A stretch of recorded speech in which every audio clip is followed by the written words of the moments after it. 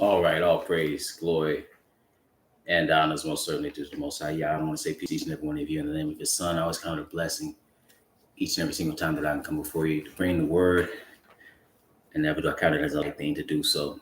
I want to continue in today's message with the topic of the man of Yah and what he is supposed to be doing. And I talked about yesterday how when the man of Yah, when you really can tell if he's sent from the Lord, is if he's telling you to be obedient in actuality and in truth to what thus saith the Lord. One of the ways in which you can tell somebody is not sent by the Lord is the fact that they will tell you to sin. For instance, the many of Christian ministers today tell you that you do not have to keep the law. Well, if you don't have to keep the law, then that means you can sin, because the law is the standard of morality. And that is the same thing that that Satan did. He told you that you could sin. So today I want to deal with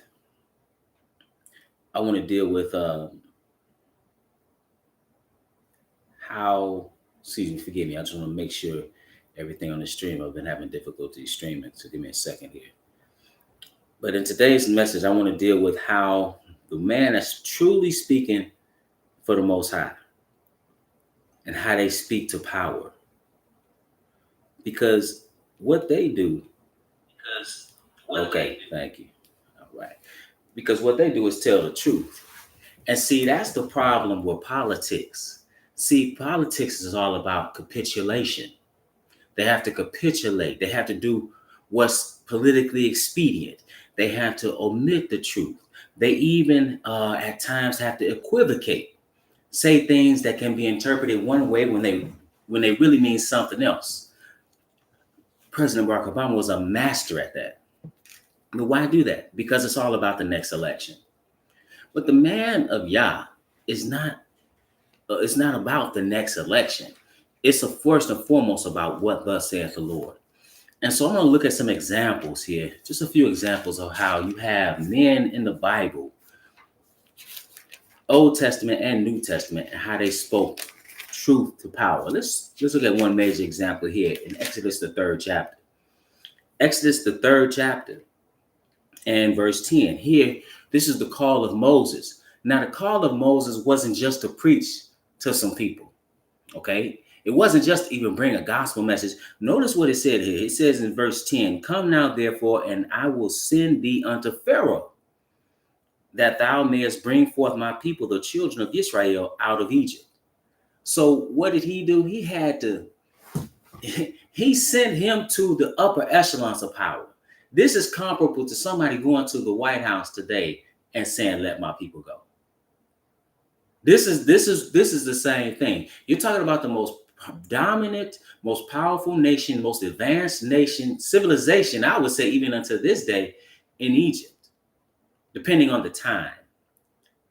This is around mid-1440s that this takes place, BC. But he says, "Come now, therefore, and I will send thee unto Pharaoh, that thou mayest bring forth my people, the children of Israel, out of Egypt." And Moses said unto God, "Who am I that I should go unto Pharaoh, and that I should bring forth the children of Israel out of Egypt?" They're in slavery, they're in bondage under the sovereignty or the authority of Egypt. But he says, "I'm sending you." And he had to go to Pharaoh and tell him, "Let my people go." And it wasn't all smooth. He went through trials and tribulations at the beginning, to the point where the taskmasters went even harder on the children of Israel. They're looking for stubble, trying to make bricks instead of straw. He said, "Oh, y'all don't want to work, y'all must be lazy." Right? Even they experienced some of the first 3 plagues. So things were not easy, but nevertheless, he did it. But he said, certainly I will be with thee, and this shall be a token unto thee that I have sent thee. When thou hast brought forth the people out of Egypt, you shall serve God upon this mountain. So you're saying you're coming right back here to where this call took place. Well, I called you. And then he went and he spoke truth unto power. Pharaoh wasn't trying to listen to him. That's why he had plague after plague after plague. But nevertheless, what did he do? He spoke the truth.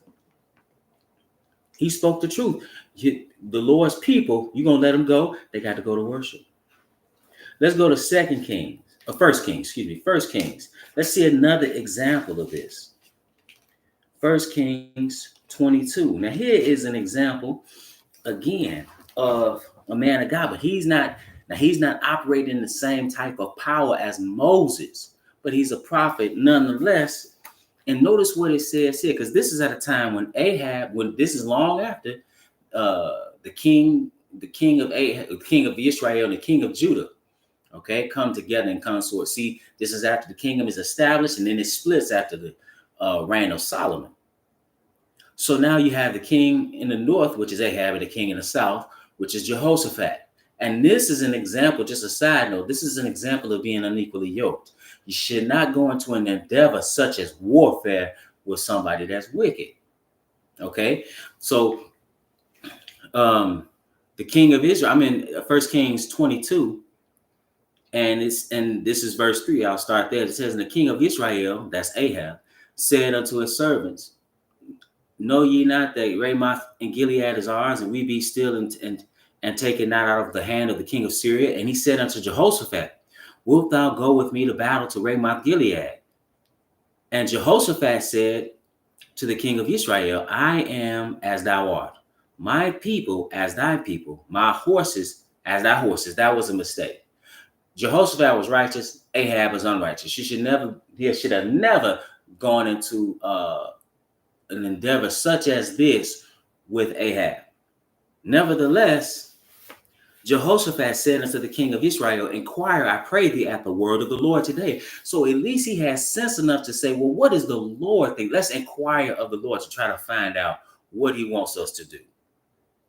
It says, Then the king of Israel gathered the prophets together, about 400 men, and said unto them, Shall I go against Ramoth Gilead to battle, or shall I forbear? And they said, Go up, for the Lord shall deliver it into the hand of the king. So now you have all these false prophets, just like today. You got so many false prophets, and what do? They support all these politicians. The false prophets had the politicians all in a false church, and tell their ministers tell their parishioners, their flock, if you will, to vote for this individual. They may be getting money up under the table. See, that's the political game. That's the political game.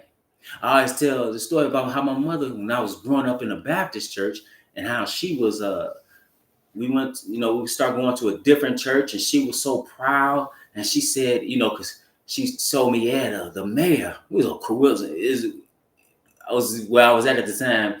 The mayor was one of the most corrupt mayors, I believe, in the country.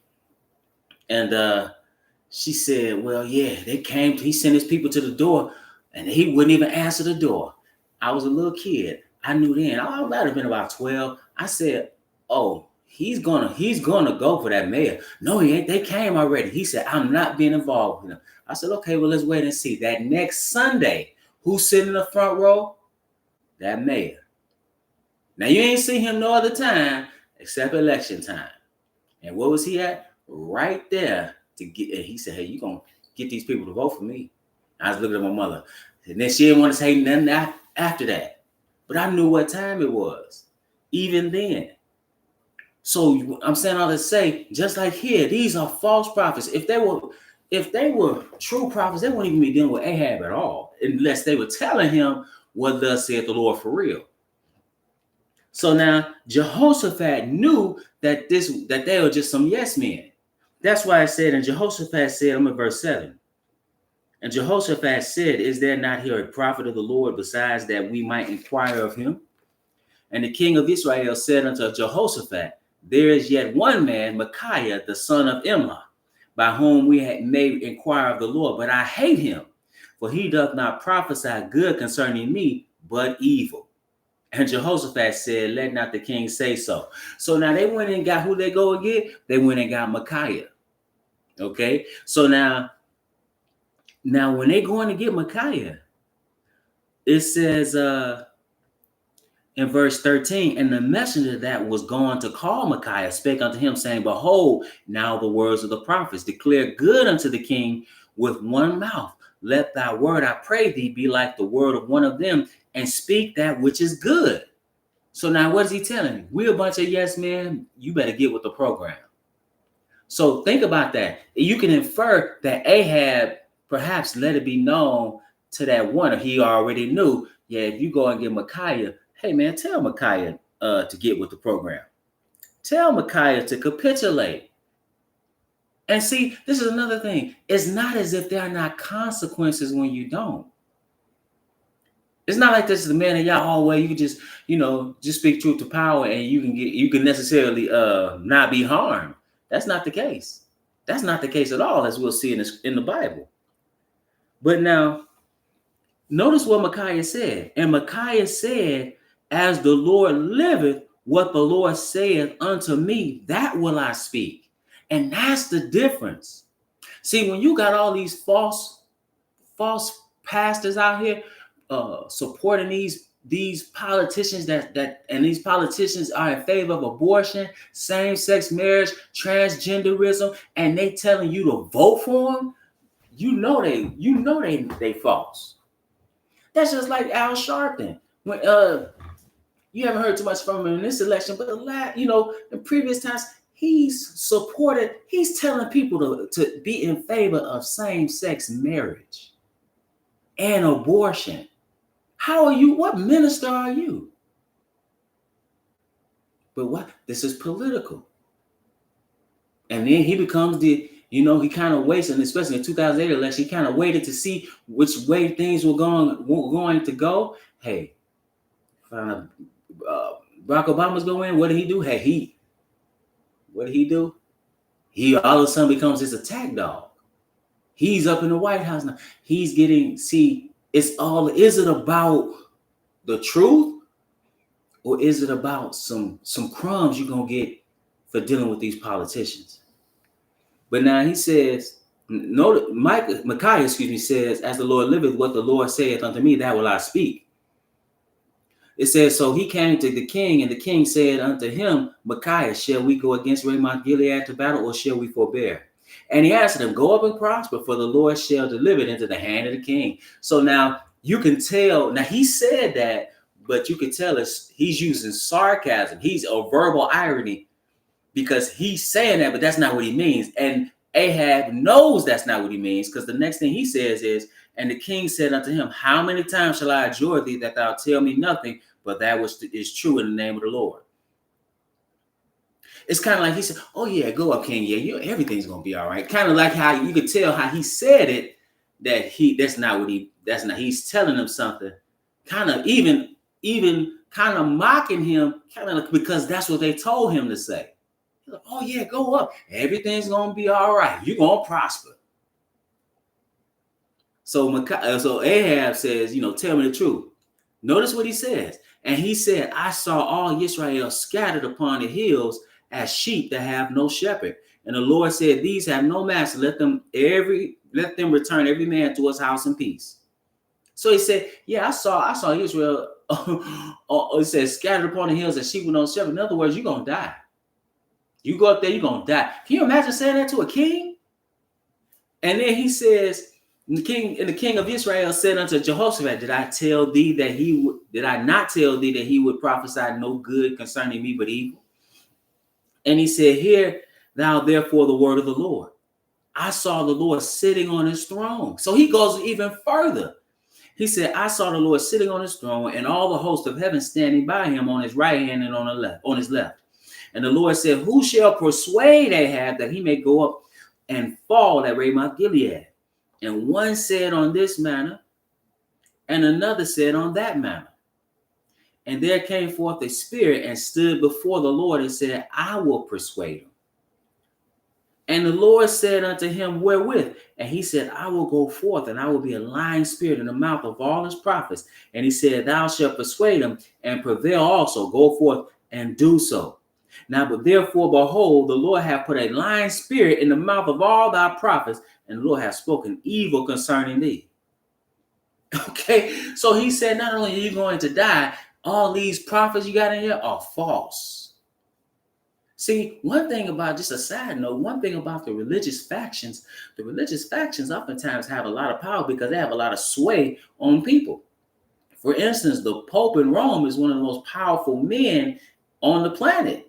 When men go, and he's a religious figure. When these potentates, when these prime ministers, when these presidents go and meet him, they got to kiss the ring.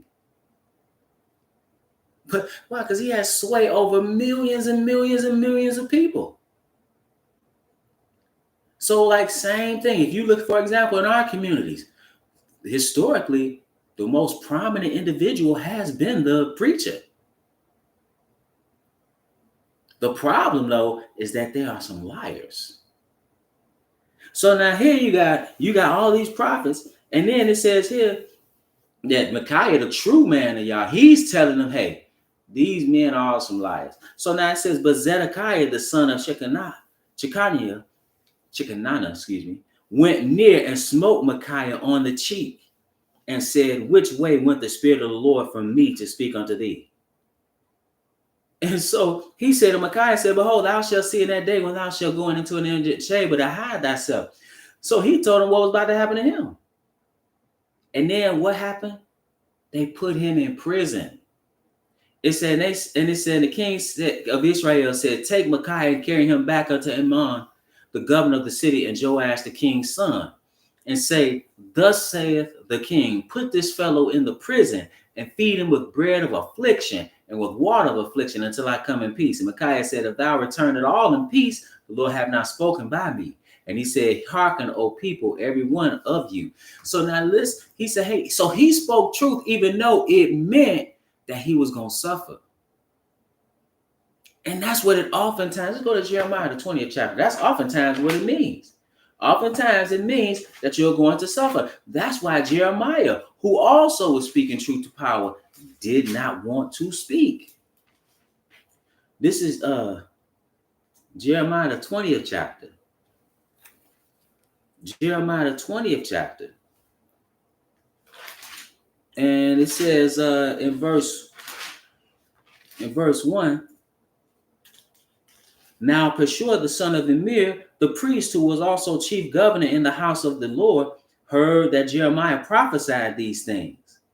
Then, so he was a prophet of the Lord, but what happened to him? It said, then Pashur smote Jeremiah, the prophet, and put him in the stocks that were in the high gate of Benjamin, which was by the house of the Lord. So the same thing, or a similar thing that happened unto Micaiah happened unto Jeremiah. Now, what did he say? He says in verse 7, O Lord, thou hast deceived me, and I was deceived. Thou art stronger than I, and hast prevailed. I am in derision daily. Everyone mocketh me. For since I spake, I cried out. I cried violence and spoil, because the word of the Lord was made a reproach unto me, and a derision daily. Then I said, I will not make mention of him, nor speak any more of his name, but his word was in mine heart as a burning fire, shut up in my bones, and I was weary with forbearing, and I could not stay. So he said, I can't not speak. And he's talking during the time of which the Babylonians were upon them. So now when the Babylonians take them over, and some of the royal lineage, Daniel, Hananiah, Mishael, and Azariah, or Shadrach, Meshach, and Abednego, they're taken, and what happens to them? They're in a position to where they have to speak truth unto power. So now when Daniel prophesies of what's to come in regard to Nebuchadnezzar's dream of that image or statue, Nebuchadnezzar makes an image, and he tries to force people to worship. Hananiah, Mishael, and Azariah refuse. And then, of course, some people tell on them. They say certain of the Jews who thou hast set over the affairs. They had a position because they were other wise men. And then when they were able to interpret the dream, tell the dream and interpret it thereof, Daniel was, they got a position. But then when he set that forth, they weren't going to worship falsely. So now some people told on them. Okay. You set these men over the province of the affairs of the province of Babylon, Shadrach, Meshach, and Abednego. These men, O king, have not regarded thee. They serve not thy gods, nor worship the golden image which thou hast shut up. So they were brought before the king. Now, verse 14 says, Nebuchadnezzar spake and said unto them, Is it true, O Shadrach, Meshach, and Abednego? Do not ye serve my gods, nor worship the golden image which I have set up? Notice they had a position. They could have been worried about their position in Babylon, or the provinces of Babylon. But they said, he told them, now, if ye be ready, that at what time ye hear the song of the cornet, flute, harp, sackbut, psaltery, and dulcimer, and all kinds of music, ye fall down and worship the image which I have made well. In other words, if you get down and worship falsely, everything will go well with you. But see, it's not going to go well with you because you're going to have to pay when it comes to the Lord. The Lord said, have no other gods before me. But if you worship not, ye shall be cast at the same hour into the midst of a burning, fiery furnace. And who is that God that shall deliver you out of my hands? No, people like to talk big and bad when they're in a position of power, not realizing it's one above you. And that's something that Nebuchadnezzar had to realize when the Lord had him out there like beasts of the field.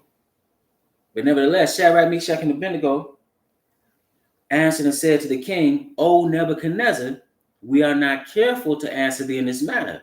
If it be so, our God whom we serve is able to deliver us from the burning fiery furnace, and he will deliver us out of thy hand, O king. But if not, be it known unto thee, O king, that we will not serve thy gods, nor worship the golden image which thou hast set up. He said, we ain't doing that.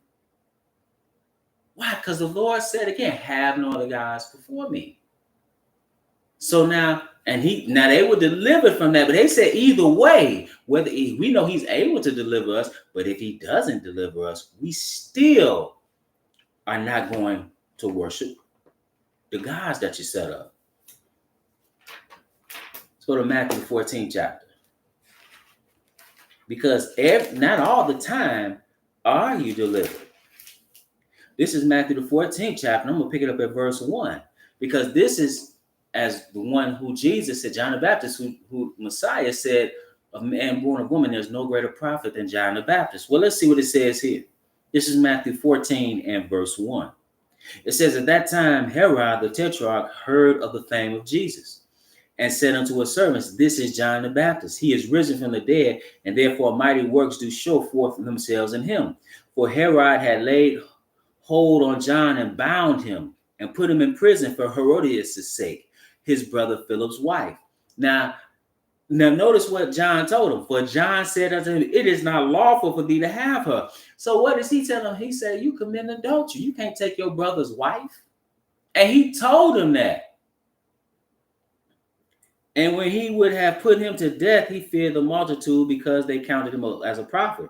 But when Herod's birthday was kept, the daughter of Herodias danced before them and pleased Herod, whereupon he promised with an oath to give her whatsoever she would ask. I never understood. I mean, I see it in history. You see it in the number. You see birthdays and 2 birthdays in the Bible. Both times somebody died. That's just I'm just making a statement there. That's just what happens on those birthdays in this regard. And then on these men telling these women, whatever you want, I'll give it to you. So it said, whereupon he promised with an oath to give her whatsoever she would ask. And she, being before instructed of her mother, said, give me here John Baptist's head in a charger, like put his head on a platter. And the king was sorry, nevertheless, for the oath's sake, and then that's why he said, let your yea be yea, your nay be nay. Nevertheless, he said, and then was sat with him at meat, he commanded it to be given her. And he sent and beheaded John in the prison.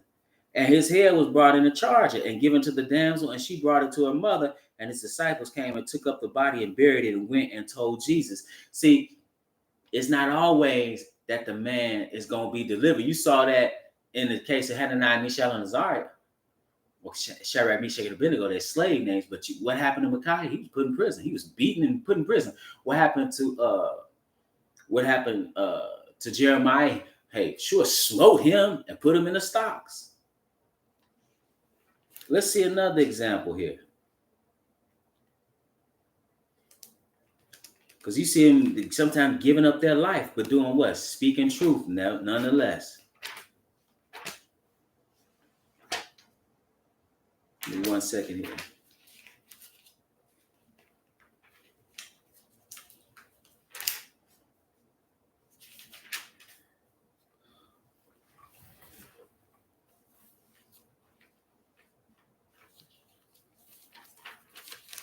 This is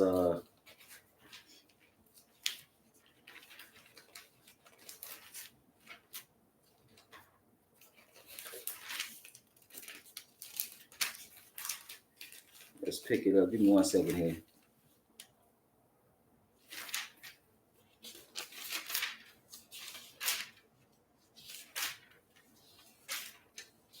This is 2 Kings.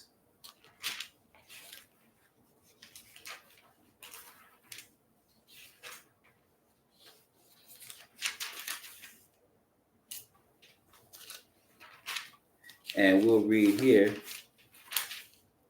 about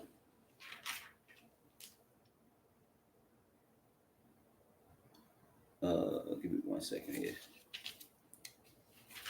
We'll see about another one that was killed, even though he was right.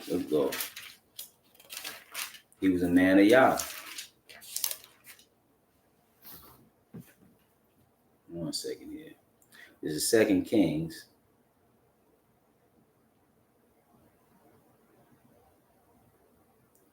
And we want to pick it up at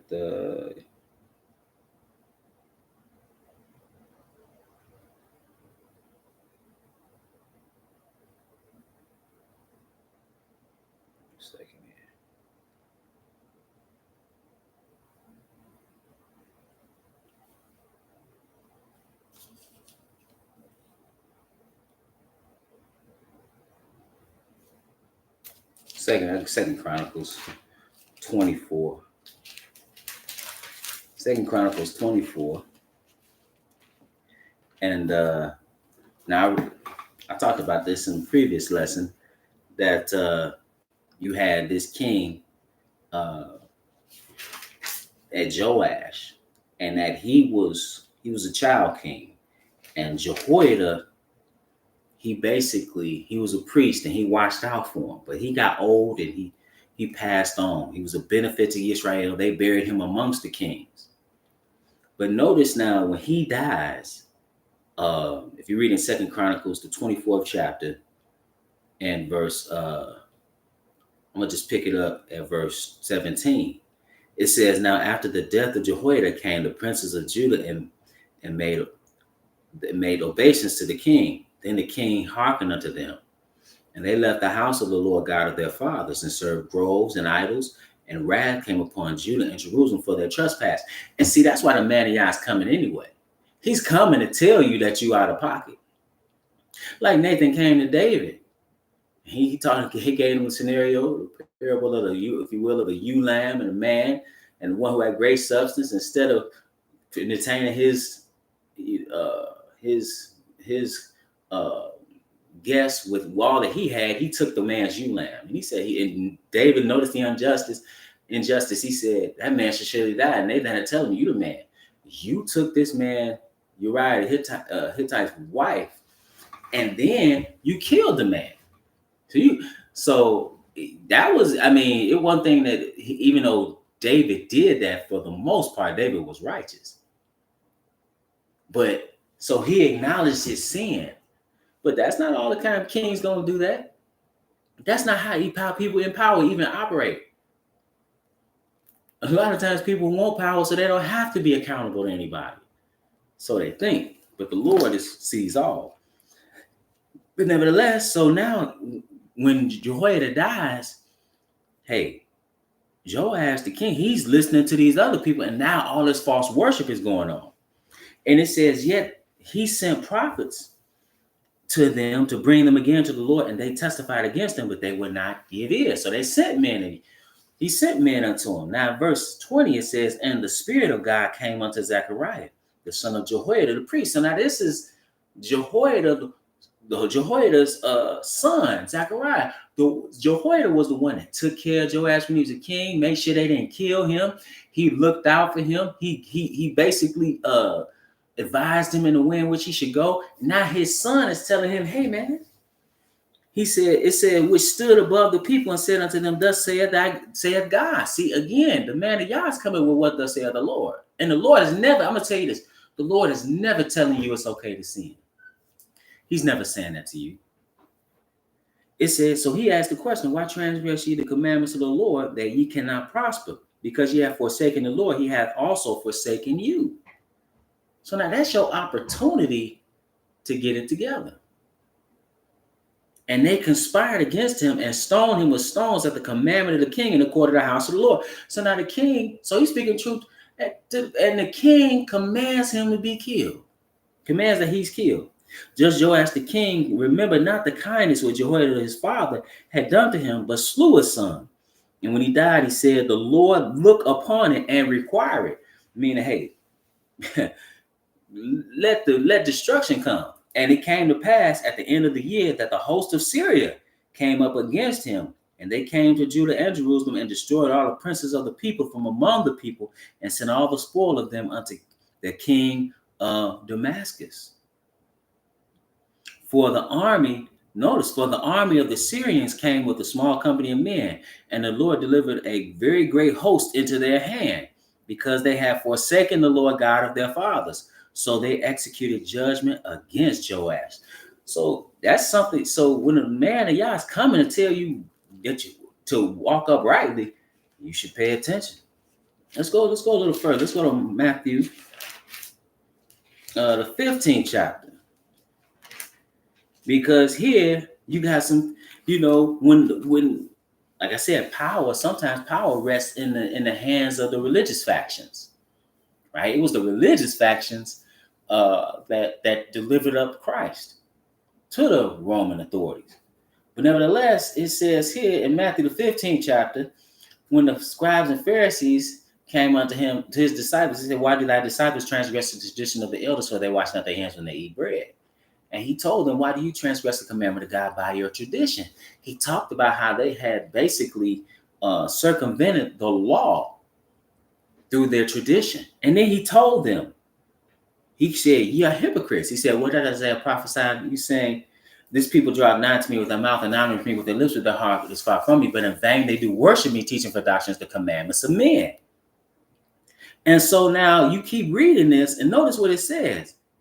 It says in verse 12, in Matthew 15 and 12, then came his disciples and said unto him, knowest thou that the Pharisees were offended after they heard this saying? They were afraid to offend them. Why? Because they had just like these pastors have power amongst the people and status amongst the people.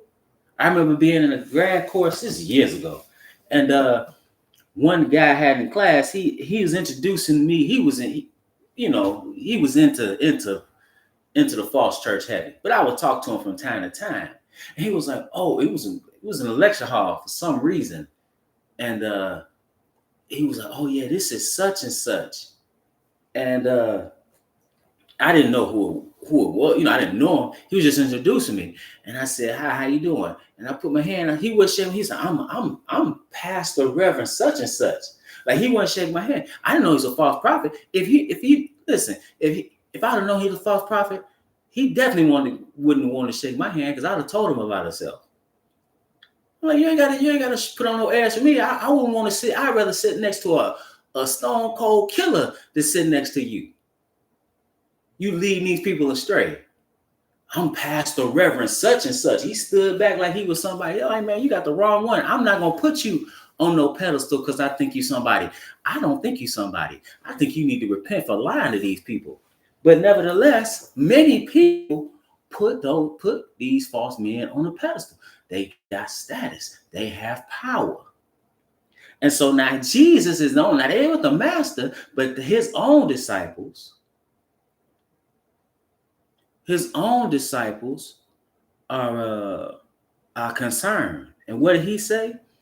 Verse 13, it says, but he answered and said, every plant which my heavenly Father hath not planted shall be rooted up. Let them alone. They be blind leaders of the blind. Both shall fall into the ditch. See, the man of Yah can't be concerned with that one. He got to speak truth to power. And the Lord's telling you this. Luke, the 12th chapter. Luke 12, he talks about what's going to happen. And he says in verse 11, and when they bring you into the synagogues and unto magistrates and powers, take ye no thought how or what thing ye shall answer or what ye shall say. For the Holy Ghost shall teach you in the same hour what ye ought to say. So don't even be concerned about being in that position, because it's going to happen. Let's go to one other place. Let's go to Acts of the Apostles. Acts of the Apostles, chapter 5. And so now, when they're fulfilling the Great Commission, he told them, after he appeared to them after his resurrection, he said, go ye into all the world, preach the gospel to every creature. Right? So they're preaching. And it says, Acts of the Apostles, the 5th chapter, and verse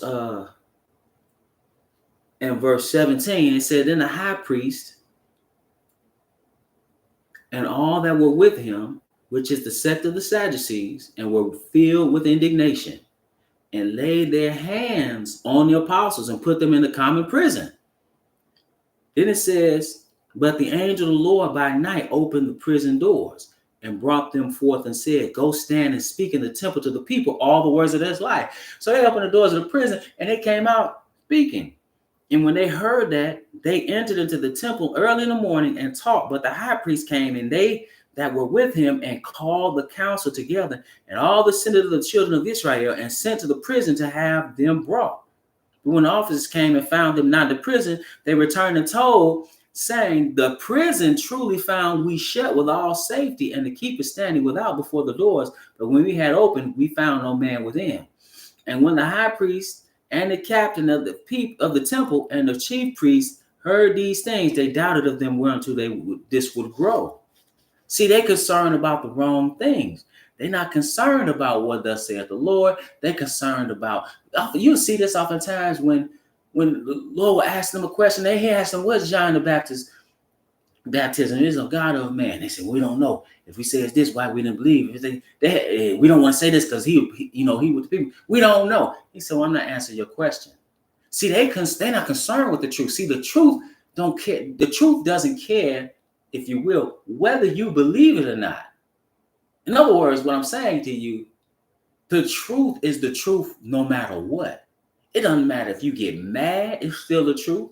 It doesn't matter if you're going to hurt the messenger, it's still the truth. It don't matter if you got power, it's still the truth.